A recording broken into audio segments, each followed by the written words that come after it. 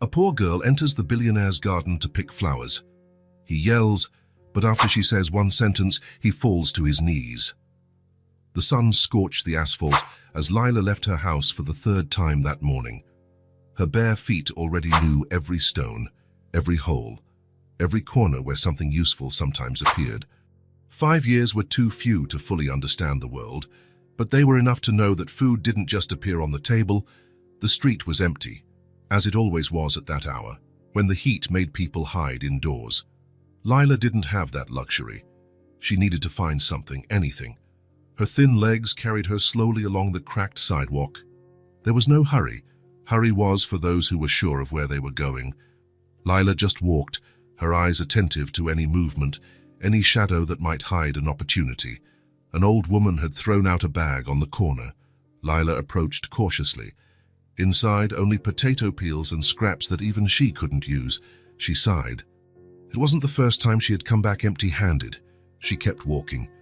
The dust clung to her sweaty feet, creating a grayish layer that was already part of her. When was the last time she had a real bath? She couldn't remember. Maybe it didn't matter. Her stomach rumbled softly, a sound she had learned to ignore.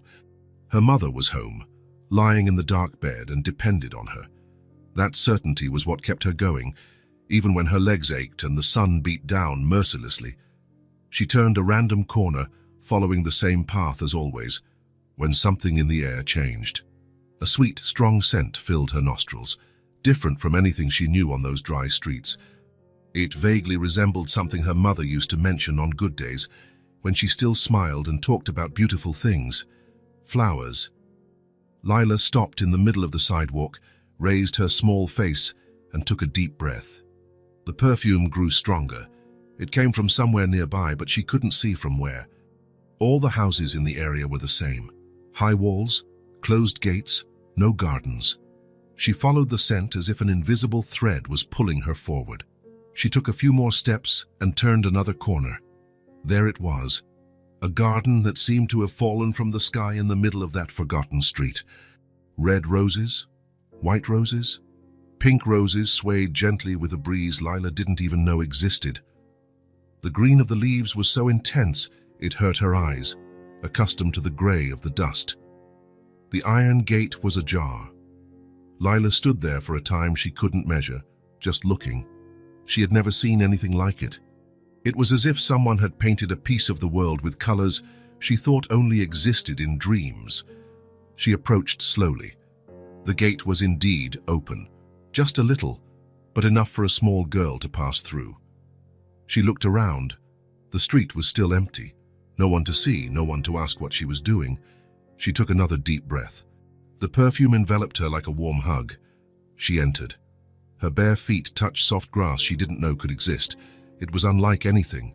Cool, clean, as if someone brushed it every day. She walked among the flowers with small, careful steps, afraid of breaking something. Roses were everywhere. Big and small, open and closed, some with drops of water that shone like tiny diamonds. Lila slowly reached out and touched a petal. It was as soft as she imagined a cloud would be. Her mother would love this. The memory hit her like a punch to the chest. Her mother lying on the bed, her face pale against the dirty pillow, her eyes mostly closed. When she could still speak, she sometimes mentioned flowers. She said they reminded her that the world had beautiful things. Lila didn't quite know what that meant, but at that moment, looking around, she thought she might understand a little. She chose a white rose that was wide open, perfect. She extended her small hand toward the stem, thinking about how happy her mother would be to see it. Maybe she would even smile. It had been so long since Lila had seen a true smile. Her fingers were almost touching the flower when a deep voice broke the silence. "What are you doing here?" Lila froze. Her hand stopped in the air, a few centimeters from the rose. Her small heart pounded, but she didn't turn immediately. She knew the voice belonged to a man. She knew she was in trouble. Slowly, she turned her body toward the voice. A tall man stood on the house's porch, watching her with an expression she couldn't decipher. He had gray hair and wrinkles around his eyes. He wore a simple shirt and dark pants. He didn't look angry, exactly, but he didn't look happy to see her there either. "I asked what you were doing in my garden," he repeated, descending the porch steps with slow but firm strides. The voice was deep, serious, the kind of voice Lila had learned to fear. Adults with voices like that usually meant trouble. But something strange happened. Instead of running, which would have been the sensible thing to do, Lila stayed where she was. Perhaps it was the exhaustion from endless walks. Perhaps it was the hunger that made everything a little confusing. Or perhaps it was just the beautiful rose, so close. In a quick and delicate movement, she closed her fingers around the flower's stem and picked it. The man stopped walking, his eyes fixed on the small hand that held the rose as carefully as if it were made of crystal. "My mother is sick," Lila said, her voice softer than she intended. She always liked flowers. The words flowed naturally, without planning. It was the simplest truth she knew, said in the most direct way she could. There were no elaborate excuses, no lies, just a daughter trying to bring a little joy to her mother. Lila's words struck Jack like lightning. "My mother is sick. She always liked flowers." Something inside him broke. His legs gave out, and he fell to his knees right there in the middle of the garden. His hands trembled as they rested on the grass. Anna. His Anna, who also loved flowers, who tended that garden with such care, who died holding a rose just like the one the girl was holding now. Lila took a step back, startled. She didn't understand what had happened. Had she said something wrong? Was the man sick too? Jack raised his face. His eyes were moist, but there was no anger in them. There was something Lila couldn't name, something deep and painful and at the same time gentle. "Take it," he said, his voice choked. "Take the flower to your mother." They stood there, both of them, in silence. A small, dirty girl holding a white rose, and a man on his knees who had just found something he thought he had lost forever. "Take it," he simply said. Lila blinked, unsure if she had heard correctly. "You can take the flower," he repeated, his voice a little softer, "for your mother." For a moment, neither of them moved. Then, slowly, Lila gave a small, sincere smile. "Thank you," she whispered. She walked toward the gate with careful steps, still holding the rose as if it were a treasure. When she reached the entrance, she turned one last time. The man was still there, watching her. "She's going to like it very much," Lila said before leaving. Jack stood in the garden for a long time after she disappeared around the corner. He looked at the spot where the white rose had been, now just an empty space among the other flowers. For the first time in years, the garden seemed different, and he couldn't decide if that was good or bad. Jack spent the entire night sleepless. He sat in the living room armchair, looking out the window toward the garden. The moon illuminated the roses, creating soft shadows among the petals. Everything looked the same as it always had, but something had changed. Something he couldn't name. The girl's image wouldn't leave his head. Those big, sincere eyes, the delicacy with which she held the rose, the simple words that knocked him down like a runaway train. "My mother's sick. She always liked flowers." Anna liked flowers too. Anna, who spent her last days holding a white rose just like the one the girl had taken. Anna, who smiled even when the pain was too strong to speak. Anna, who said that flowers reminded them that beauty still existed in the world, even in the darkest moments. Jack rubbed his face with his hands. He had promised himself not to think about her that night. He had been doing that for months since the funeral. But the girl had broken something inside him, a wall he had built brick by brick, day after day. When the sun rose, he had already been awake for hours. He had tasteless coffee, as he always did. He watered the roses, as he always did. He tried to read the newspaper, as he always tried and never managed to finish. But his eyes always returned to the gate, waiting for something he couldn't define. At 10 in the morning, she appeared. Jack saw her even before she reached the gate. The same worn outfit, the same bare feet. But there was something different. Her face was clean, as if she had washed herself with special care, and her eyes shone in a way they hadn't the day before. Lila stopped in front of the gate and looked directly at the porch, where Jack was sitting with a cup of coffee in his hands. She didn't enter the garden this time. She just stood there, waiting. "My mother smiled," she said, her voice carrying a joy that made Jack's heart skip a beat. When she saw the flower, Jack placed the cup on the small table beside the chair and stood up. He descended the porch steps slowly, without taking his eyes off the girl. There was something in the way she spoke, a genuine happiness he hadn't seen in a long time. She smiled, he asked, stopping a few meters from the gate. She smiled, Lila confirmed, nodding her head enthusiastically. She took the flower, smelled it very slowly, and smiled. It was the first time in a long time. Jack felt his heart clench. Anna used to do the same thing, hold the flowers close to her face and breathe deeply, as if she wanted to keep the scent forever. See, flowers help even on the hardest days, she always said. They remind us that the world still has beautiful things. How is she today? Jack asked, approaching the gate. The sparkle in Lila's eyes diminished slightly. Same as always, doesn't get up, barely talks. But she's holding the flower. She paused, as if she was thinking about how to explain something complicated. She put it in a glass of water. She keeps looking at it all the time. Jack felt something stir in his chest. It was pain, but it was also something more. Something he had lost when Anna died, and that was now returning little by little, like water filling a leaky bucket. Has your mother been sick for a long time? He asked, opening the gate. Lila entered the garden, but didn't stray far from the entrance. I think so. She stopped working a few months ago, then she stopped cooking. Then she stopped getting out of bed. The words came out naturally, as if she was talking about the weather. The doctor at the clinic said he couldn't do anything, that it was something in her head. Depression. Jack recognized the signs immediately. He had gone through the same symptoms after Anna's death.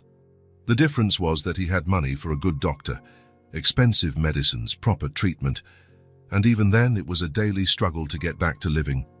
And you take care of her alone? He asked. It's just the two of us, Lila replied, as if it were the most normal thing in the world. My father left when I was little, said he didn't want a daughter. She shrugged. Oh, but it's okay. I know how to take care of my mother. Jack looked at that small child, talking about responsibilities that even adults couldn't carry. 5 years taking care of a depressed mother, looking for food in the streets, surviving alone. And yet she had managed to smile when she spoke about the flower. Can I see how she is? He asked, moved by something he couldn't understand. Lila looked at him for a moment, as if she was gauging whether she could trust him. She must have seen something in his face, because she nodded her head. Come with me, she simply said. Jack closed the gate behind him and followed the girl down the street. She walked with quick, sure steps, knowing every stone on the path. He watched her bare feet touch the hot asphalt and wondered when she had last had shoes. They walked for about 15 minutes, passing through increasingly poorer streets. The houses got smaller, the walls lower, the asphalt more cracked. Jack hadn't been to that part of town in years. He had forgotten what it was like to live without being sure there would be food the next day. It's here, Lila said, stopping in front of a small brick house. The roof was low and seemed to need repairs. There was no garden, just a small dirt yard. The window curtains were makeshift pieces of fabric, probably remnants of old clothes. But everything was clean, organized as best as it could be. She's in the bedroom, Lila said, opening the front door. The house was even smaller inside, a tiny living room with 2 old but well-maintained pieces of furniture, a kitchen that was little more than a corner with a stove and sink, and a short hallway leading to 2 small bedrooms. Lila led him to the back bedroom. The door was ajar, and she pushed it open slowly. Mom, she said softly, I brought a visitor. Jack entered behind her and stopped. In the dark room, a young woman lay motionless on the bed. She must have been about 30, but looked older. Her face was pale and thin, her hair spread across the pillow. Her eyes were closed, but she didn't seem to be sleeping, just absent. In her right hand, she delicately held the white rose Lila had brought the day before.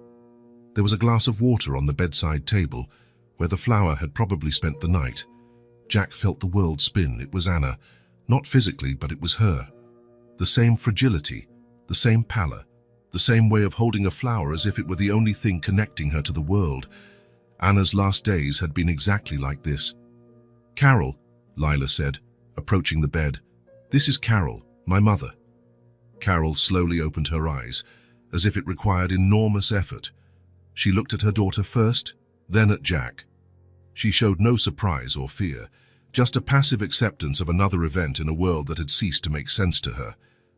"Hello," Jack said softly, approaching. Carol watched him in silence. Her eyes were the same brown as Lila's, but without the sparkle. It was like looking at a faded version of her daughter. "He gave me the flower yesterday," Lila explained, sitting on the edge of the bed. "From his garden." Carol's gaze shifted to the rose in her hand. A ghost of a smile crossed her face. "Thank you," she whispered, her voice hoarse from speaking little. Jack felt his throat tighten. "You're welcome." He stood there, observing the scene for a few minutes. Lila talked softly with her mother, telling her about the morning, about how she had cleaned her face before going out, about how beautiful the rose was. Carol listened in silence, sometimes nodding slightly. It was a simple, touching intimacy between mother and daughter, but Jack could see what Lila couldn't. Carol was sinking. She was in the same place Anna had been in her last months of life, when sadness weighed so heavily that breathing became a conscious effort. The difference was that Anna had a disease, Carol had depression, and depression, when treated properly, was curable. "Excuse me," Jack said, taking his cell phone out of his pocket. "I'm going to make a call." He left the room and dialed a number he knew by heart. "Dr. Williams, it's Jack Morrison. I need a favor." Dr. Williams had been Anna's doctor, a competent and compassionate man who had done everything he could to help. Now Jack needed him for someone else. "I have a situation here. A young woman with severe depression. No means to pay for private treatment. She needs urgent help." He quickly explained the situation. Dr. Williams asked a few questions and agreed to see Carol that same afternoon at his private practice. Jack would cover all costs.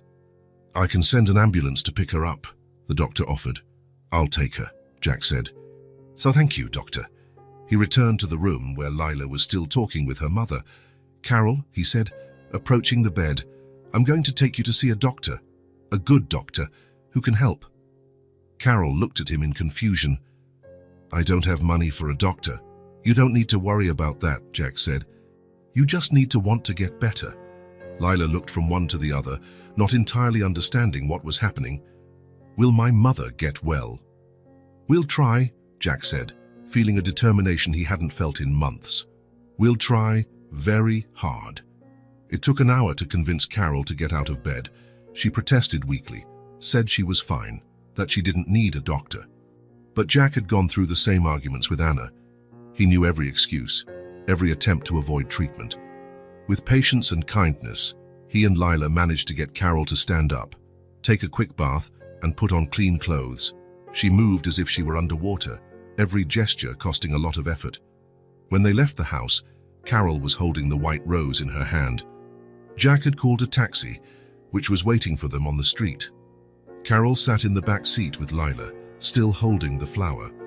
Throughout the entire trip to the doctor's office, she didn't let go of the rose once. Dr. Williams received them personally. He examined Carol carefully, asked detailed questions about her symptoms, and talked with her at length in private. When he left the room 2 hours later, his face was serious. "Severe depression," he confirmed to Jack. "Probably started with the overload of caring for her daughter alone, worsened by financial difficulties. She needs hospitalization to stabilize, then regular psychiatric and psychological follow-up. Do whatever is necessary," Jack said. "The hospitalization could last a few weeks. Does the girl have somewhere to stay?" Jack looked at Lila, who was sitting in the waiting room, swinging her legs on the high chair, alone, small, with no one in the world but the mother who had just been hospitalized. "She'll stay with me," he said without hesitation. Dr. Williams looked at him in surprise. "Are you sure?" "It's a big responsibility." "I'm sure," Jack replied, and for the first time in months he was absolutely sure of something. Carol was admitted that same afternoon. When Jack explained to Lila that her mother would need to stay in the hospital for a while, she simply nodded. She didn't cry. She didn't ask difficult questions. She just accepted it, like a child who had learned too early that life sometimes takes people away. "She'll get well," Jack said, kneeling in front of Lila in the hospital corridor. "It will take a while, but she'll get well." "And me?" Lila asked, her voice small. Jack looked at that brave girl who had entered his garden looking for flowers for her sick mother, who had carried an impossible burden alone for someone so small, who still managed to smile when she talked about beautiful things. He looked around the hospital, the plastic chairs in the waiting room, the smell of disinfectant, the constant sound of footsteps and voices. Lila was sitting there, too small for the chair, her feet dangling in the air. "I will stay here," he said. "Both of us, waiting for your mother." Lila looked at him for a long moment. "Will you stay with me?" "I will," Jack promised, feeling a certainty he hadn't felt in a long time. "I won't leave." It was a simple promise, but Jack knew it was the most important one he had made in years. Because no one, especially a 5-year-old child, should face that alone. The hospital's automatic doors closed behind Carol with a final sound that echoed in the empty corridor. Lila stood exactly where she was, staring fixedly at the place where her mother had disappeared, as if she could make her return just by the strength of her gaze. Jack watched the girl in silence. She didn't cry, she didn't scream. She didn't do any of the things he would expect from a 5-year-old child seeing her mother taken away by strangers in white coats. She just stood there, motionless, her small arms hanging at her sides, like a tiny porcelain statue someone had forgotten in the hallway. "Lila," he said softly. She didn't answer. She didn't even blink. It was as if the world had stopped the moment the doors closed. The hospital corridor was relatively quiet at that time of afternoon. Some nurses hurried by with clipboards in hand. Doctors talked in low voices near the information desk. The constant hum of medical equipment created a monotonous background soundtrack. But none of this seemed to register in the girl's mind. She was completely focused on that white door, waiting for it to open again. Jack approached slowly and knelt beside her, coming to her eye level. He could see the delicate profile of her face, the silent determination in her brown eyes, the way her lips were slightly contracted into a thin line of concentration. "She's going to be okay," he said, his voice low and careful. "The doctors will take care of her." Lila finally blinked, but didn't look away from the door. "When will she come back?" she asked, her voice so low that Jack had to lean in to hear. "I don't know yet," he answered honestly. He had learned that lying to children never worked. It could be a few days, it could be a few weeks. "It depends on how she responds to the treatment." Lila nodded her head, a small, controlled movement, as if she already expected that answer, as if she were already accustomed to uncertainties, to answers that weren't what she wanted to hear. Jack looked around the hospital. The environment was typical of healthcare institutions. White walls, linoleum floor that reflected the fluorescent lights, the characteristic smell of disinfectant mixed with something he couldn't quite identify. The plastic chairs in the waiting room didn't seem very comfortable for a small child. The air conditioning was strong, creating a cold draft that made the paper sheets on the information desk tremble slightly. Lila wore only a thin shirt and worn pants. She was probably cold, and hungry too. When was the last time she had eaten anything? "Come," he said, standing up and extending his hand. "Let's sit down." Lila looked at his hand for a moment before taking it. Her fingers were small and cold, but they closed around his with a surprising trust. She followed him to the waiting room without questioning, without resisting. The waiting room was typical of a hospital. Rows of blue plastic chairs arranged in groups, some low tables with old magazines scattered, a small television hanging in the corner showing a news program with the sound off. There were other people there, an elderly man sleeping in a corner chair, a young woman nervously flipping through a magazine, two children playing silently on the floor while their mother talked on the phone. Lila chose a chair directly facing the hallway, where her mother had disappeared and sat with her back straight, her feet dangling in the air. Jack sat beside her, observing how she kept her eyes fixed in that direction, like a sentry on guard. "Are you cold?" he asked, noticing that she had crossed her arms over her chest. She shook her head no, but Jack saw that she was trembling slightly. The fine hairs on her arms were raised, "I'll ask for a blanket," he said, standing up again. At the information desk, a friendly nurse with grey hair and reading glasses hanging from her neck said she could find a blanket and maybe something for the girl to eat. "The cafeteria is closed," she explained, "but we always have some sandwiches and cookies reserved for emergencies." Jack thanked her and returned to Lila, who hadn't moved an inch, as if changing position might make her lose something important.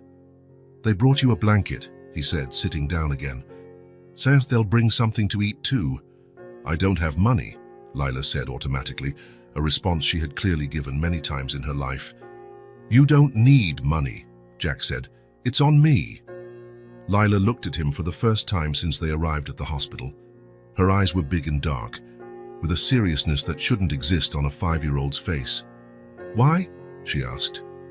It was the second time she had asked that question, and Jack still didn't have a complete answer. Why was he doing this? Why did he care so much about two strangers he had only met 2 days ago? Why did he feel as if his life depended on taking care of that child? "Because you shouldn't be going through this alone," he finally said, and it was the most honest answer he could give. The nurse arrived a few minutes later with a light blue blanket and a sandwich wrapped in paper, as well as a small apple juice box with a straw. Lila thanked politely, with the careful courtesy of someone who had learned early to be grateful for any kindness.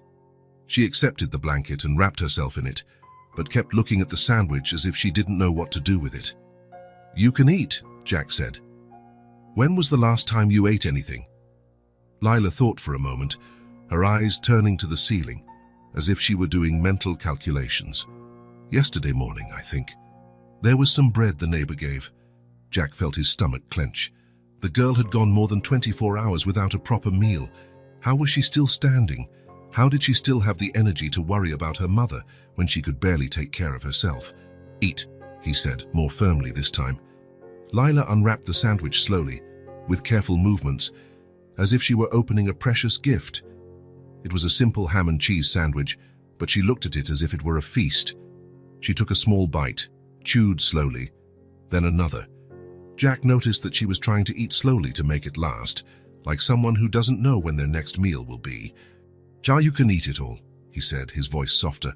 "If you're still hungry afterward, we'll ask for more."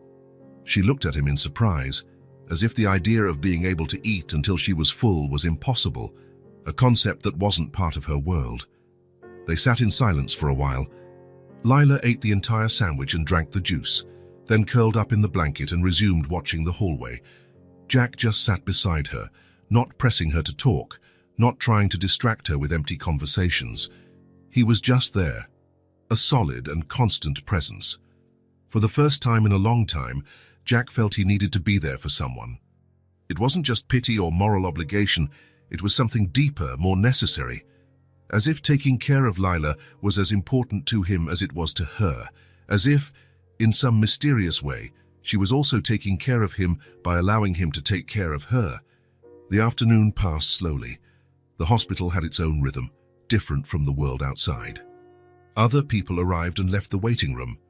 Worried families alternated between nervous whispers and tense silences.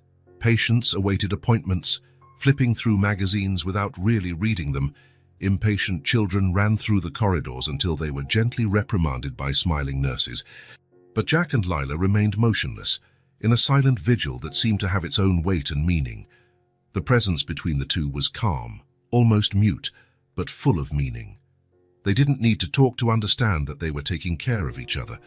Jack was there so Lila wouldn't feel alone, and Lila was there giving Jack a purpose he had lost when Anna died. At 6 in the evening, a young doctor in a white coat appeared looking for them.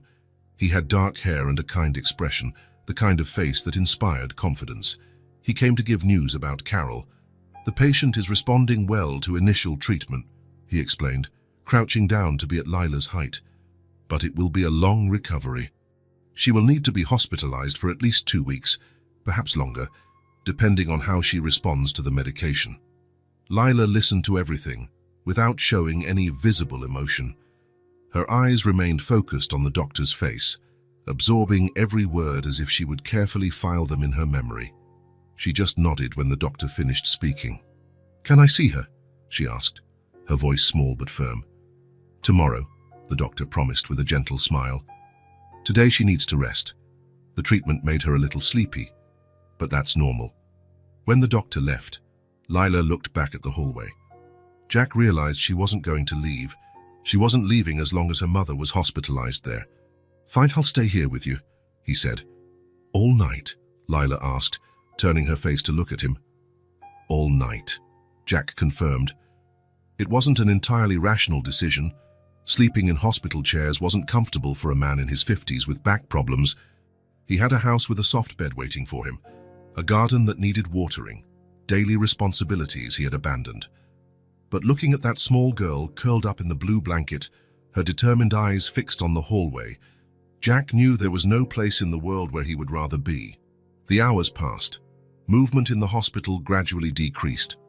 The corridor lights were dimmed to night illumination, and the constant sound of footsteps and voices gave way to an almost complete silence, broken only by the occasional sound of medical equipment and soft footsteps of nurses making their rounds.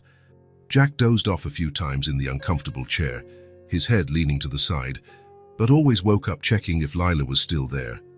She seemed more awake than him. Her eyes always turned to that corridor, as if her constant vigilance could somehow protect her mother.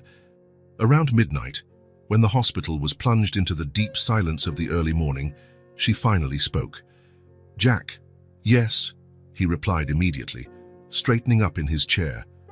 Can I tell you something? You can tell me anything, he said, turning his body to face her. Lila was silent for a moment, looking at her own small hands holding the edge of the blanket.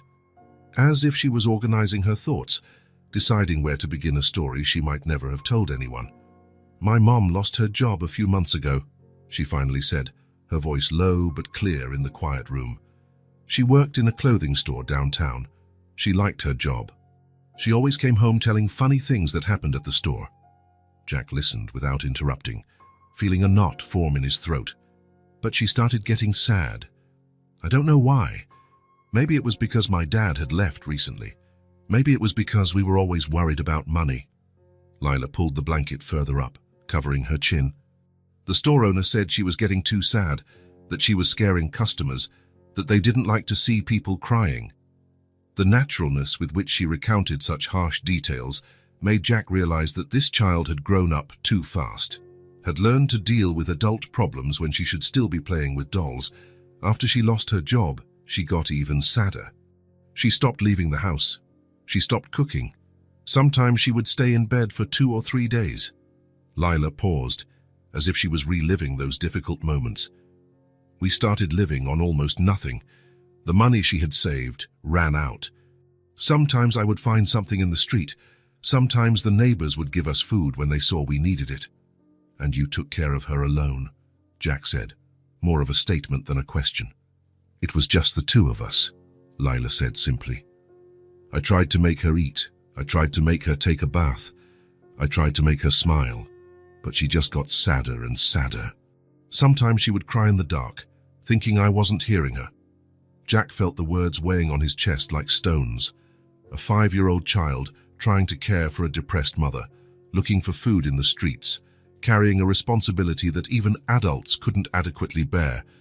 I just wanted to see her smile, Lila continued, her voice getting even lower, almost a whisper. Then I remembered she liked flowers. Before, when we had money, she always bought flowers at the market on Saturdays. She said they made the house more beautiful, that they made her feel less alone. That's why you came into my garden, Jack said, finally understanding the desperate courage that had led a small child to trespass on a stranger's property. That's why, Lila confirmed. I thought if I brought her a flower, maybe she would remember when she was happy. And it worked. She smiled. She spoke of hunger naturally, as one would speak of the weather or the color of the sky. There was no self-pity in her voice, no anger or resentment against a world that had been cruel to her. Just the simple acceptance of a child who had learned too early that life was sometimes difficult, but that it was still worth fighting for moments of happiness. Flowers made my mum remember that the world still has beautiful things, Lila said, concluding her story with a wisdom that shouldn't exist in someone so young. Jack felt something break and rearrange itself within his chest. It was pain, but not the destructive and paralyzing pain he felt when thinking about Anna. It was a different kind of pain, a pain that hurt, but at the same time made him feel more alive, more connected to the world. Compassion. That was it. For the first time in years, Jack felt compassion that didn't hurt, but rebuilt. A compassion that didn't diminish him, but made him grow. "Your mother is right," he said, his voice hoarse with emotion. "The world still has beautiful things." "It does?" Lila asked, turning her face to look at him, and there was genuine hope in her eyes. "It does," Jack said, looking at her with all the sincerity he could muster. "You are one of them." Lila smiled in the dark waiting room. It was a small but genuine smile that lit up her face like a lit candle in a dark room. "I too," she said, her voice filled with a certainty that surprised him. "You remind me that there are good people in the world." They were silent after that, but it was a comfortable silence, full of mutual understanding. Jack leaned back in the chair and closed his eyes, feeling a peace he hadn't felt in a long time. A peace that came from being exactly where he needed to be, doing exactly what he needed to do. He was caring for someone again. He was needed by someone. And that someone, in some mysterious and wonderful way, was also caring for him. Outside the hospital, the night continued its normal course. Cars passed in the streets. People slept in their warm beds. The world kept spinning with its usual indifference. But in the waiting room, a lonely man and a brave girl discovered that sometimes the best families are the ones we choose for ourselves. And that waiting together is always better than waiting alone. The next morning, after visiting Carol at the hospital, Jack made a decision that surprised him. "Lila," he said as they left the building, "would you like to come to my house until your mother gets better?" Lila stopped walking and looked at him with those big, serious eyes. "Are you sure?" "I am," Jack replied. And it was true. For the first time in a long time, he was absolutely sure of something. The drive to his house was silent. Lila looked out the car window, observing streets she had probably never seen before. When they arrived, she stood at the gate, looking at the house as if it were a castle. "Is this where you live?" she asked. "This is where we're going to live," Jack corrected, opening the gate. The house wasn't big, but it was cozy. Lila explored every corner with her eyes, carefully touching the furniture as if she was afraid of breaking something. "How about a bath first?" he suggested. "First, then we'll have lunch." He showed her the bathroom, left clean towels and one of his shirts that would serve as a nightgown. While she was washing, Jack prepared something simple: sandwiches, juice, some fruit. When Lila came out of the bath, she was unrecognizable. Without the street dirt, her brown hair shone. Jack's shirt was enormous on her, but it was clean and smelled good. "I feel different," she said, touching her own hair. "How do you feel?" Jack asked. "Clean," she replied, as if it were the most extraordinary thing in the world. They had lunch in the kitchen. Lila ate slowly, savoring each bite. Jack noticed that she chewed carefully, as if she wanted to store the taste in her memory. They didn't talk much, but there was a peace in that silence that Jack hadn't felt in years. After lunch, Lila looked out the kitchen window. "Can I see the garden?" she asked. "Of course, it's your garden now too." They went out the back door. Lila walked among the rose bushes with slow steps, delicately touching the petals. She paused before each flower, as if she were meeting a new person. "Do they have names?" she asked. Names? Jack had never thought of that. "No, they're just roses." "But they're different," Lila said, pointing to a large red rose. "But this one here is different from that one over there." She was right. There were roses of different sizes, different shades. Jack had always seen them as a group, but Lila saw each one individually. "Do you want to name them?" he asked. Lila's face lit up. "Can I?" "You can." She approached the large red rose. "This one will be Rose," she said solemnly. "Because she's the most beautiful," Jack smiled. "And the others?" Lila spent the afternoon walking through the garden, naming each flower. There was White, who was the purest rose; Little, who was still growing; Shy, who hid behind the leaves; Brave, who grew taller than the others. "Why did you choose those names?" he asked. Because they have personalities," Lila explained. "Rose is proud. Look how she holds her head up. Shy is embarrassed. That's why she hides." Jack looked at the flowers with new eyes. Lila was right. How had he never noticed that before? "Do they need water?" Lila asked. "They do. I water them every morning." "Can I help?" Jack got a small watering can. He filled it with water and showed Lila how to water without over-soaking, how to direct the water to the roots. Lila held the watering can with both hands, concentrating on the task. She went from rose to rose, talking softly to each one as she watered them. "Rose is thirsty today," she murmured. "That little needs to grow strong." Jack watched her with a tenderness that grew with each passing minute. There was something in the seriousness with which she treated the flowers, in the care she showed, that touched him deeply. When they finished watering, Lila sat on the grass beside him. "Did your wife like the garden?" she asked. The question caught Jack by surprise. It was the first time Lila had mentioned Anna. "She liked it very much," he replied. "She planted most of these roses." "Was she beautiful?" "She was," Jack said, feeling the familiar twinge of sadness, but this time softened. "I think you two would get along well. Would she smile if she saw me taking care of her flowers?" Jack looked at Lila, her hair shining in the sun, her serious eyes focused on the roses. "She would be very happy," he said, and he knew it was true. The following days fell into a natural routine. Lila woke early, had breakfast with Jack, visited Carol at the hospital in the morning and returned home for lunch. In the afternoon, they tended the garden together. Lila proved to be a dedicated helper. She quickly learned when the flowers needed water, how to identify pests, how to prune dry branches. But more than that, she brought life to the garden. She talked to the roses as she worked, told them stories, hummed songs she made up.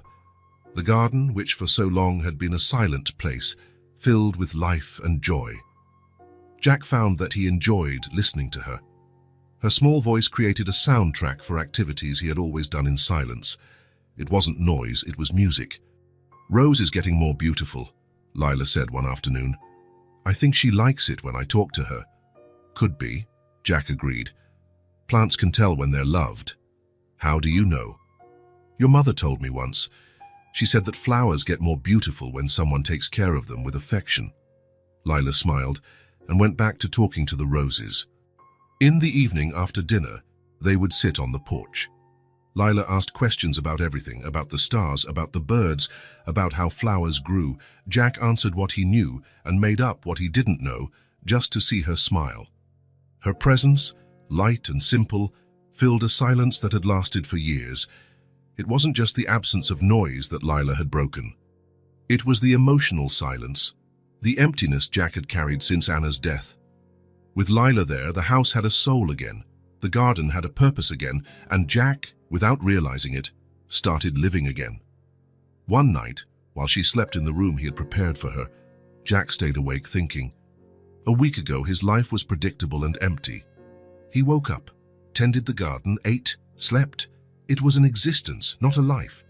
Now there was someone to care for, someone who depended on him, someone who made him laugh, who made him see the world with new eyes, someone who had transformed his garden into a magical place where flowers had names and personalities. Lila had not only found a home, she had given Jack a home back. And for the first time since Anna's death, Jack found himself thinking about the future with hope. He didn't know what would happen when Carol got better, but he knew he no longer wanted to live in silence. He wanted to hear Lila talking to the roses. He wanted to see her running through the garden. He wanted to take care of her and let her take care of him. He wanted a family again, and perhaps he had already found one. The rain had started during the night. Jack woke up to the sound of raindrops hitting the roof, a soft, constant noise he had learned to love over the years. The rain was good for the garden. Anna always said that rainwater was better than tap water, that plants could feel the difference. He got up early, as he always did, and went to the kitchen to make coffee. Through the window he could see the wet garden. The earth was dark and moist, the roses heavy with drops running down their petals.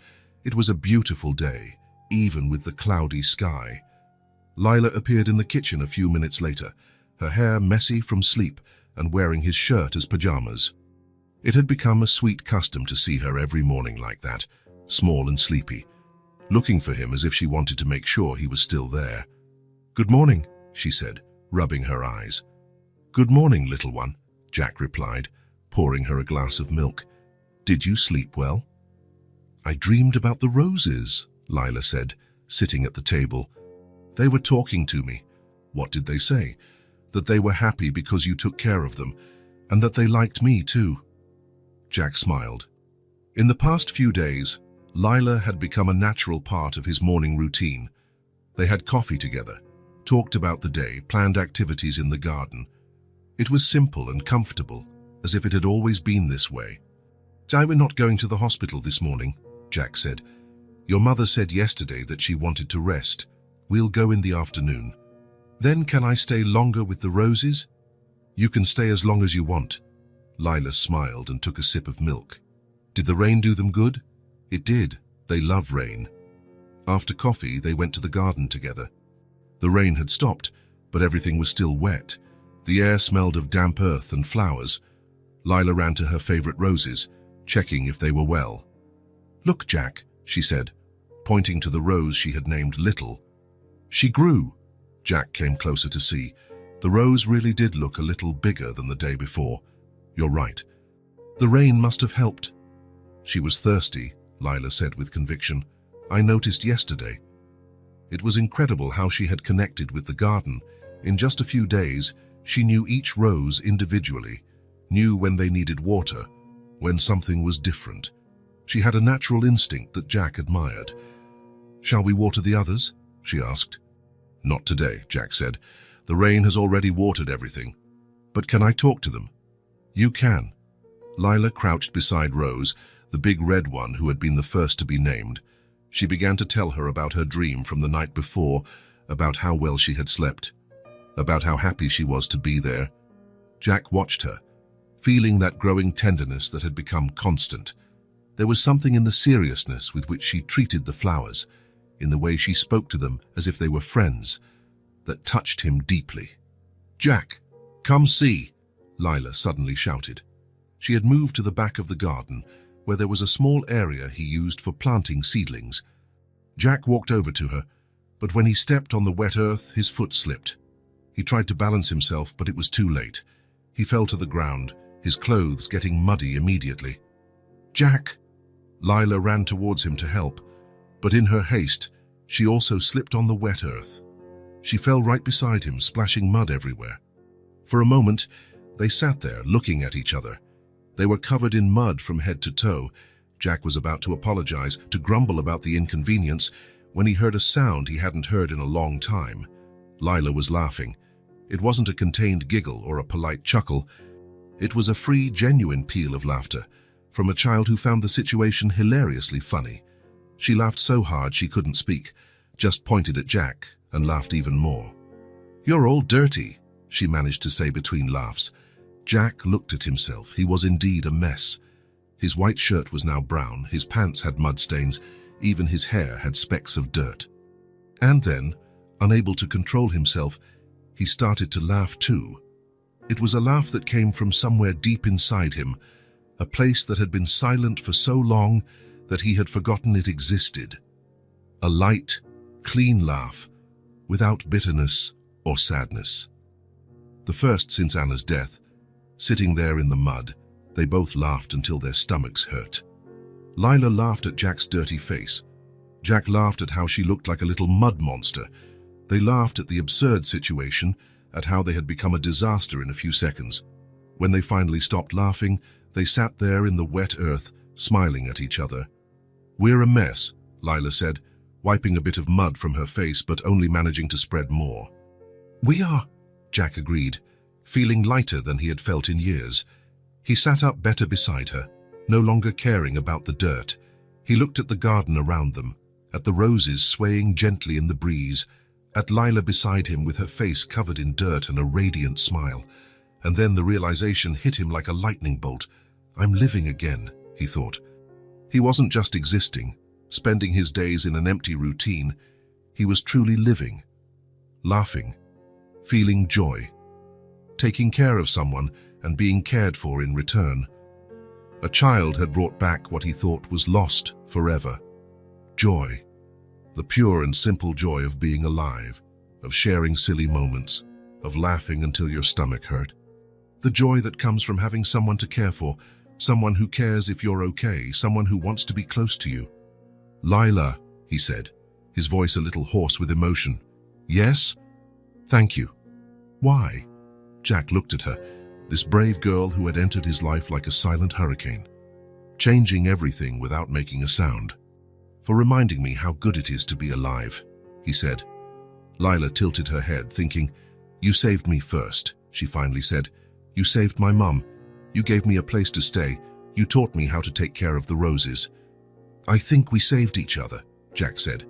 Lila smiled and stood up, extending her small, dirty hand to help him. "Shall we take a bath?" she suggested. "Before we go see my mum." Jack accepted her hand and stood up. "Good idea." They walked into the house together, leaving muddy footprints along the way. Jack didn't care. For the first time in a long time, he didn't care about the mess, the dirt, the untidiness. He only cared about the sound of Lila's laughter echoing in his memory. In the afternoon, clean and tidy, they went to visit Carol at the hospital. She was getting better every day, more present, more like the mother Lila described in her stories. The treatment was working. Lila had brought a white rose from the garden, as she always did. Carol held the flower delicately, smelling it occasionally with a small but genuine smile. "How are you two getting along?" Carol asked Jack, while Lila talked about the morning rains. "Well," Jack said, "very well. She's not giving you trouble." "No trouble at all," Jack replied honestly. "In fact, she's helping me a lot." Carol observed him for a moment. "You look different, more cheerful." Jack looked at Lila, who was now arranging the rose in the small glass of water on the bedside table, carefully adjusting each petal. "I am different," he admitted. They talked for an hour. Carol told them how she was feeling better, how the medicines were helping, how she felt hope for the first time in months. Lila talked about the roses, about how each one had its own personality, about how she was learning to take care of them. It was a normal, familiar conversation, full of small, everyday details. But for Jack, who had spent so much time in silence, it was extraordinary. When they were getting ready to leave, Lila held the white rose she had brought and looked at Jack with her serious eyes. "Jack," she said, "can I ask you something?" "Of course." "Why do you like these flowers so much?" The question was simple, but Jack felt its weight. He took a deep breath, organizing his thoughts. It was a question he had never fully answered, not even to himself. "My wife used to tend this garden," he finally said, his voice calm but laden with memory. "When she passed away, I kept tending it. It was the only way to feel her close." Lila listened in silence, her eyes fixed on his face. "She planted almost all the roses that are there," Jack continued. "Each one was chosen by her. She knew the scientific name of all of them, knew when they bloomed, knew how to care for each type. Did she teach you?" "She did. We used to spend hours in the garden together. She talked about the flowers the way you do now, as if they were people." Jack paused, realizing he was able to talk about Anna without feeling the constant cutting pain. When she got sick, the garden was the last place she could be happy. Even when she couldn't walk properly anymore, she would ask me to take her there. She would sit in a chair looking at the roses. Lila extended her small hand and held his. The gesture was so natural, so full of understanding, that Jack felt his heart clench in a good way. "She must have been very kind," Lila said with conviction. "Like my mom." "She was," Jack agreed, and for the first time he could smile when speaking of Anna. "I think you two would get along very well. Would she be happy to see me taking care of her flowers?" Jack looked at Lila, her bright eyes, her clean, shining hair, the care with which she held the rose. He thought of Anna, how she had loved children, how she had always wanted a daughter. "She would be very happy," he said, and he knew it was the purest truth. For the first time since Anna's death, Jack was able to talk about her without the pain silencing him inside. The sadness was still there. It always would be. But it was no longer a pain that paralyzed him. It was a pain that connected him to the good memories, to the love he had shared. Lila had done that too. She had transformed his garden from a silent memorial into a living place again. She had given him back the ability to talk about Anna with love instead of just suffering. "I'll take good care of her flowers," Lila solemnly promised. "I know you will," Jack said. Carol Hunt, who had listened to the entire conversation in silence, wiped away a discreet tear. "So you two are lucky to have found each other," she said. Jack looked at Lila, who was now adjusting the rose in the small cup one last time before they left. "We are," he agreed, and for the first time in a long time, Jack felt truly lucky. On the way back home, Lila fell asleep in the car. Jack watched her through the rearview mirror, seeing her relaxed face, her messy hair, the way she held the small backpack that had become her constant companion. A week ago, he was a lonely man who cared for flowers to feel close to a dead woman.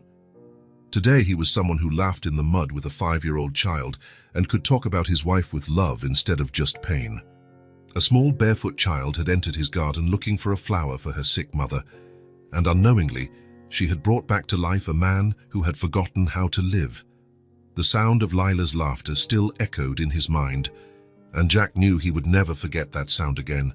He would never forget how good it was to be truly alive. The news arrived on a sunny Thursday morning. Dr. Williams called Jack personally, his voice full of professional satisfaction. Carol was responding extraordinarily well to treatment. The medications had stabilized her mood, therapy sessions were showing significant progress, and she had expressed genuine interest in returning home. "She can be discharged at the end of the week," the doctor said. "It's an impressive recovery for the time of hospitalization." Jack felt a mixture of joy and apprehension. Joy because Carol was better, because Lila would have her mother back. Apprehension because he didn't know exactly what would happen when that happened. "So is she ready to take care of her daughter?" he asked. "She is, but she'll need continuous follow-up and a stable environment. No excessive stress for now." When Jack told Lila the news, she was silent for a long moment, processing the information. "My mum's coming back," she finally asked. "She's coming back," Jack confirmed. "She's much better, and I'm going home with her." Jack felt his heart clench. "Do you want to go back?" Lila thought carefully before answering.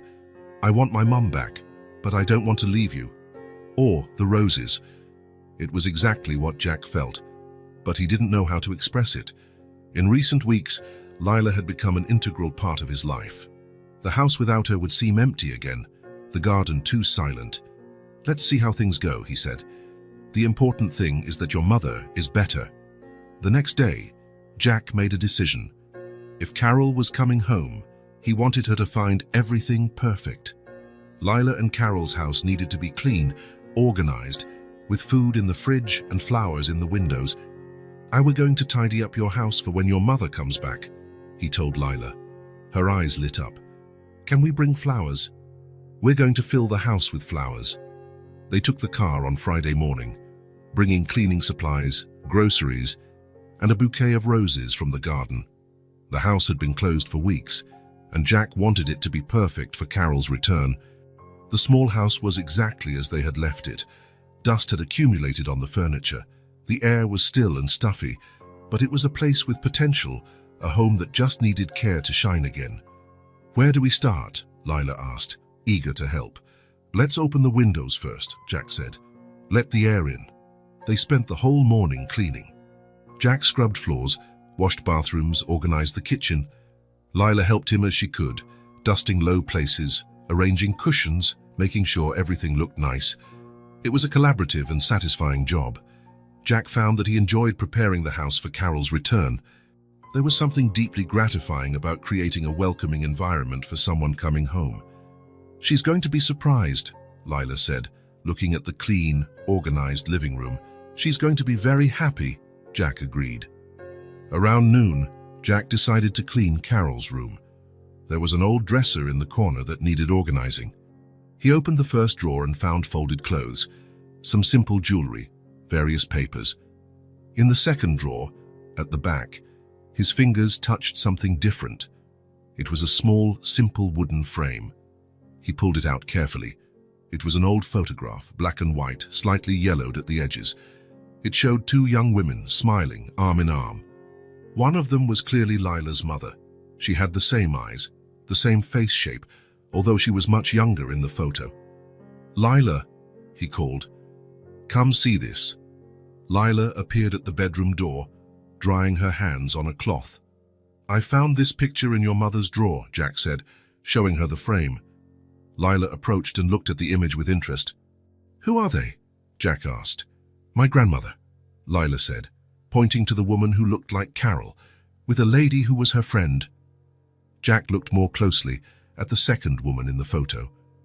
There was something familiar about that face, that smile. He studied the delicate features, the way she tilted her head, the way she held her friend's arm. And then recognition struck him like a lightning bolt. "That's my mother," he said, his voice softer than he intended. Lila looked at him in confusion. "Your mother?"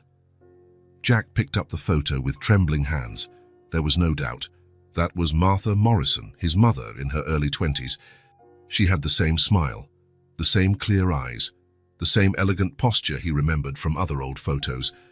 "I'm sure," he said, still looking at the image in disbelief. "This is my mother." A reverent silence filled the room. Jack and Lila stood there, looking at the photograph that connected their families in a way they never could have imagined. "Were they friends?" Jack finally asked. "I think so," Lila said, her voice small and full of wonder.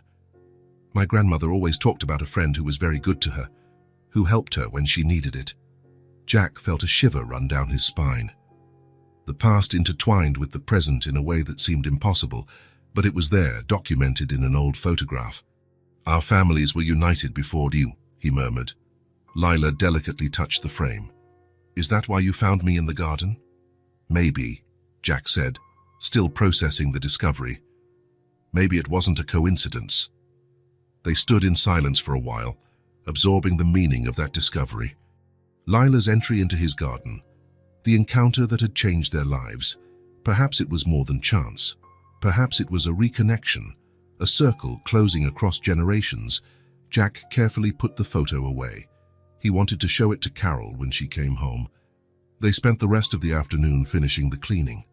Jack bought groceries and filled the fridge, prepared the house as if he were receiving a special guest. Lila arranged flowers in makeshift jars, spreading roses throughout all the rooms. When they finished, the house was transformed. Clean, organized, smelling of fresh flowers. It was a home ready to welcome its owner back. "It's perfect," Lila said, twirling in the clean living room. "Your mother will be very happy," Jack agreed. On Saturday morning, they went to pick up Carol at the hospital. She was different, more present, more like the woman Lila always described. The treatment had worked wonders. Her eyes sparkled again, her smile was genuine. "How are you two doing?" she asked, hugging Lila for a long time. "Good," Lila said. "Jack took care of me, and I took care of his roses." Carol looked at Jack with gratitude. "I don't know how to thank you for everything you've done." "You don't need to thank me," Jack said. "It was a pleasure." The drive home was filled with conversation. Carol wanted to know about everything, how Lila had spent the weeks, how she was feeling, if it had been difficult to be away from home. Lila talked about the garden, about the roses with names, about how she had learned to take care of them. When they arrived in front of the house, Carol paused. "It's different," she said, looking at the clean windows, at the flowers Lila had planted in small pots on the porch. "Jack arranged everything," Lila said proudly. "For you." Carol entered the house and paused again. It was unrecognizable. Clean, organized, smelling of flowers. The kitchen table had a bouquet of white roses. The fridge was full. There was a sparkle and a life that hadn't existed for months. "Jack," she said, her voice choked, I didn't expect... I wanted you to feel good coming home," he simply said. Carol sat on a kitchen chair and began to cry. It wasn't a cry of sadness, but of relief, of gratitude, of recognition for all the kindness she had received. "Mum," Lila said, worried. "I'm fine, love," Carol said, wiping away her tears. "I'm just very happy to be home." Jack waited for her to compose herself, before showing her the photo. When Carol stopped crying, he took the frame from his pocket. "I found this in a drawer while cleaning one," he said. Lila told me it's your mother with a friend." Carol took the photo and looked at it for a long moment, her face transformed, her eyes filling with a different emotion. "My mother," she said softly, touching the image of the younger woman. "She was so beautiful." "And the other one?" Jack asked, although he already knew the answer. Carol looked more closely at the second woman. "This lady," she said slowly, "was very kind. She helped my mother when she needed it. I remember her." She paused, as if recalling old memories. "She always brought things for us. Food, clothes for me when I was little. My mother said she was an angel." Carol looked at Jack. "Why do you have this photo?" "Because," Jack said calmly, "that lady was my mother." The silence that followed was deep and reverent. Carol looked from the photo to Jack, then to Lila, processing the impossibility of that connection. "Your mother," she whispered.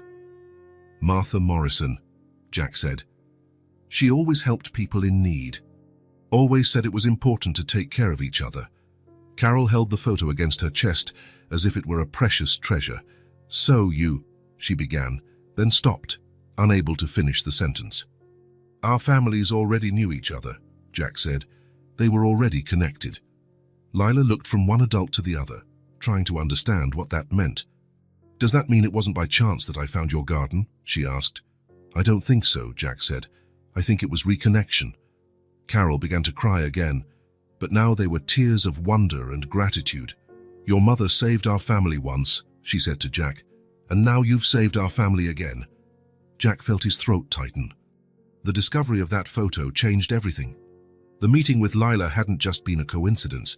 It was as if the universe had conspired to bring together two families who had already helped each other in the past. "They must be happy," Lila suddenly said. "Who?" Carol asked. "Your mother and my grandmother," Lila said. "They must be happy seeing us together again." It was a simple observation, said with the innocent wisdom of a child, but it carried a profound truth that made both Jack and Carol smile through their tears. "They must be very happy," Jack agreed. Carol stood up from the chair and went to Jack. Without a word, she hugged him tightly. "I don't know how to thank you," she said, her voice muffled against his shoulder, "for everything. For taking care of me, for taking care of Lila, for giving us a new chance." Jack returned the hug, feeling the weight of the responsibility and affection that had developed between them. "Just take good care of her," he said, looking at Lila. "The rest, leave it to me." It was a simple promise, but full of meaning. Jack was saying that he would be there for them, that the connection between their families would not end there, that taking care of each other was a legacy that came from afar and would continue. Carol pulled away and looked him in the eyes. "Are you going to continue being part of our lives?" she asked. Jack looked at Lila, who was watching him with hope in her eyes. "If you want me to," he said, "I would very much like that." "We do," Lila said immediately. "And the roses want you too," Jack smiled. "Then it's decided."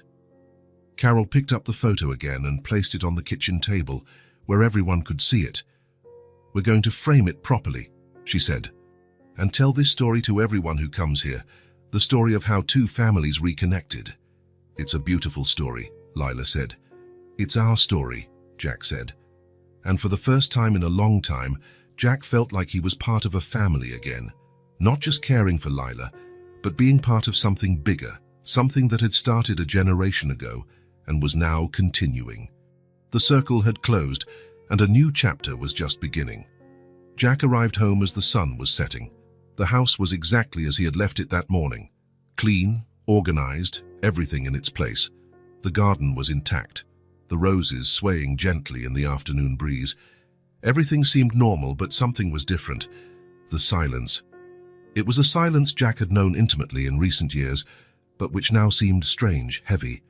For weeks, his house had been filled with sounds he had forgotten existed. Small footsteps running through the corridors, a high-pitched voice asking about everything. Laughter coming from the garden. Now there was only silence. Jack went into the kitchen and made coffee. It was his usual routine, something he had done thousands of times. But when he sat at the table, he realized he was listening, waiting for a small voice saying good morning, even though it was late afternoon, waiting for questions about the flowers, for stories about dreams with talking roses. He drank his coffee in silence, looking out the window at the garden. The roses were beautiful. Rose, as Lila had called her, was particularly lush. Little had grown a few more centimeters. Shy continued to hide behind the leaves, but no one was talking to them. Jack finished his coffee and went to the garden. He picked up the watering can, although the plants didn't need water. It was more of a habit, a way to keep busy. As he watered, he found himself looking at the places where Lila used to sit. The smooth stone near Rose, where she would sit to talk to the flower. The little corner where she had planted some seeds she had found. Everything was there, but she wasn't. Jack hadn't expected to miss her so much. For decades, he had lived alone and gotten used to it. He had found peace in solitude, contentment in predictable routine. But a few weeks with Lila had changed all that. He had gotten used to the company. More than that, he had learned to need it. He sat on the porch and tried to read the newspaper, as he always did at that hour. But the words didn't make sense. He kept hearing phantom noises, a laugh that wasn't there, footsteps that were just the wind, a voice calling his name that was just imagination. At 7 o'clock, he gave up trying to be normal. He grabbed his car keys and drove to Carol and Lila's house. The house was lit, cozy in the golden afternoon light. He could see movement through the windows, 2 figures moving through the kitchen, probably preparing dinner. The scene was domestic and warm, exactly as a home should be. Jack stopped the car and stood there for a moment, observing. Carol was in the kitchen, stirring something on the stove. Lila was beside her on a high chair, probably helping. It was a normal family scene, simple, beautiful, and Jack realized he wanted to be part of it. He got out of the car and knocked on the door. Lila was the one who answered. When she saw Jack, her face lit up with a smile that made his heart leap. "Jack!" she shouted, jumping to hug him. "You came." "I came," he said, returning the small but strong hug. "How you doing?" "Good," Lila said, pulling him inside. "Mom's making dinner. Do you want to eat with us?" Carol appeared at the kitchen door, wiping her hands on a cloth. "Jack," she said with a warm smile, "it's good to see you. I was thinking about you." "How are you adjusting?" he asked. "Well," Carol said. "Very well, actually. The house is perfect. Lila is happy. I was just missing you." "I was missing you too," Jack admitted. It was the simplest truth he could tell. He had spent an entire afternoon trying to return to his old life, but he found he no longer wanted that life. He no longer wanted the silence, the solitude, the empty predictability. "Stay for dinner," Carol insisted. "I made more food than necessary anyway." Jack accepted.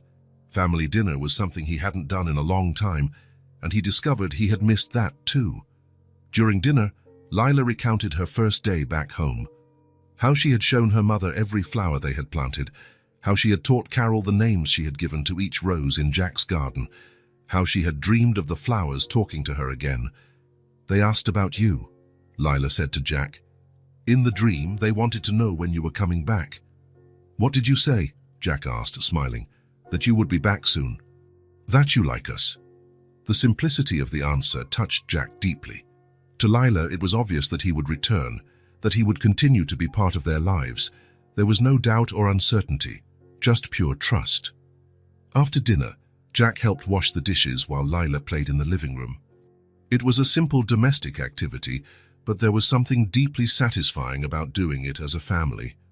"Thank you," Carol said when they finished. "For what?" "For coming back, for not disappearing when Lila left your house." Jack looked at the living room, where Lila was arranging some dolls in an orderly row. "I couldn't disappear," he said. "'Cause she's become very important to me." "And you to her," Carol said. "She talked about you all day. Jack said this. Jack taught me that. You've become a reference for her." When it was time to leave, Jack said goodbye to Carol and went to Lila, who was sitting on the couch. "Lila," he said, kneeling in front of her. "Can I tell you something?" "You can," she said, stopping playing to pay attention. Jack took a deep breath. He wasn't good with words about feelings, but some things needed to be said. "You've become very important to me," he said. "I like your company. I like talking to you, tending the flowers together, hearing you laugh. I like having you around." Lila looked at him with those big, serious eyes, processing the words. "I like your company very much too," she finally said. "I consider you my friend, my best friend." The word friend hit Jack in an unexpected way. It wasn't surrogate father or caretaker, or any other complicated role. It was simply friend. Someone she liked, trusted, and wanted to spend time with. Jack felt he had found something rare, a true bond, not based on obligation or need, but on mutual choice. Lila chose to trust him, to like him, to consider him important, and he had made the same choice. "So we're friends," he said. "We are," Lila confirmed, smiling. "And friends always visit each other." "Always," Jack promised. Over the next week, Jack visited Carol and Lila every day. Sometimes he brought flowers from the garden, sometimes he just showed up to chat. Carol was adjusting well to being home again, gradually resuming her responsibilities. Lila was happy, playful, back to the normal behavior of a 5-year-old. But there was something different now, a stability, a security that didn't exist before. Carol was no longer alone caring for her daughter. She had someone she could trust, someone who genuinely cared about their well-being. Lila was no longer carrying responsibilities too heavy for her age. She could simply be a child. On Saturday, Carol suggested they have lunch together on the back porch. "It's been a long time since we had a family lunch," she said, "and now we're family, aren't we?" It was a simple question, but full of meaning. Jack looked at Carol, who was watching him expectantly, and at Lila, who was swinging her legs on the high chair. "We are," he said. "So we definitely are." Carol prepared a simple lunch, sandwiches, salad, juice, nothing elaborate, but made with care. They set the table on the small back porch, where they could see the garden Lila had helped plant. It was a simple meal, but full of joy. They talked about everything and nothing, about the flowers that were growing, about plans for the next week, about funny stories Lila made up. They laughed together, shared food, behaved exactly like a family. Jack watched Carol and Lila interacting. He saw how Carol had regained her maternal energy, how she was present and attentive with her daughter. He saw how Lila had become carefree again, how she laughed easily and asked silly questions. They were mother and daughter again, not just two people surviving together, and he was part of it. For the first time in years, Jack realized that he was no longer alone, not just physically but emotionally. He had people who cared about him, who wanted his company, who included him in their lives. He had a chosen family, created through improbable circumstances, but maintained by genuine affection. After lunch, Jack offered to take Lila for a walk. "There's a beautiful field not far from here," he said, "full of wildflowers. I think you'd like it." "Can I go, Mommy?" Lila asked. "You can," Carol said, "but be careful, okay?" "I'll take good care of her," Jack promised. The field was a 15-minute drive away. It was an open area, covered in green grass and dotted with wildflowers, daisies, small sunflowers, some wild roses. There were a few scattered trees offering shade, and on the horizon gentle hills stretched as far as the eye could see. "It's beautiful," Lila said when they got out of the car. "It is," Jack agreed. "I thought you'd like it." Lila ran towards the flowers, her hair flying in the wind. Jack followed more slowly, observing how she explored every corner of the field with a child's natural curiosity. "Look, Jack," she shouted. "There are daisies." She knelt down and began to pick some flowers, carefully choosing the most beautiful ones. Jack approached and sat on the grass beside her. "They're beautiful," he said. "Shy different from your roses," Lila said, "but beautiful too." They stayed there for an hour, exploring the field, talking about the different flowers, watching some butterflies that appeared from time to time. It was a simple and perfect moment, without hurry or pressure. When they were getting ready to go back, Lila approached Jack with a daisy in her hand. "For you," she said, offering him the flower. "Now you smile like me." Jack took the small, delicate daisy. It was a simple flower, without the elegance of the roses in his garden, but there was something special about it. It had been chosen especially for him by someone who cared. He looked at Lila, who smiled at him with all the affection in the world. Then he looked at the blue sky, feeling the gentle wind on his face. For a moment, he had a sense of absolute peace, as if all the pieces of his life had finally fallen into place.